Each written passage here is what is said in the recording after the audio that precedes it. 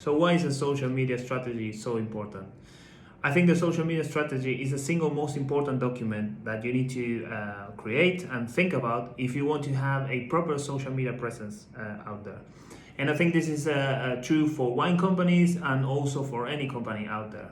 Not having a strategy is a waste of time, because if you don't have a strategy, you don't know what you're trying to achieve, you don't know how you're going to achieve it, and also you don't know how to measure the success of your social media efforts. And this is why I think it's really important to have one in place, even if it's just a Word document. It doesn't need to be a long PDF.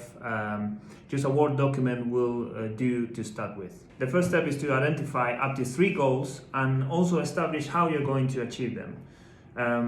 Your goals will depend obviously on your business, but they could be, for example, increase follower numbers, drive more people to your website, or position your brand as a premium brand, etc. After you have decided what your objectives are, what you need to do is to figure out how to achieve them. So going back to the last example, if you're looking to increase your website visitors, what you need to do is add more links to your posts, for example. If you want to position your brand as a premium brand, what you need to do is to make sure that you are always using high quality pictures and videos, and that your captions reflect what a premium brand should be. The second step when creating a social media strategy is to look into your audience. And this is very important because these are the people that are going to buy your wines and that are going to come to your wine bar, for example. So every piece of content you create should be tailored to this audience.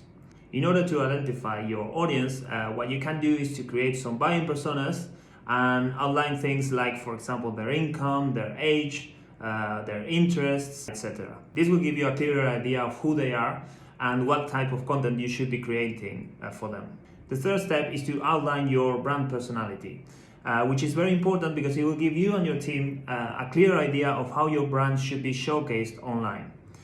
For example, if it's going to be a fun brand, if you're going to jump into jokes, or if you're going to be more professional, more traditional, more old school.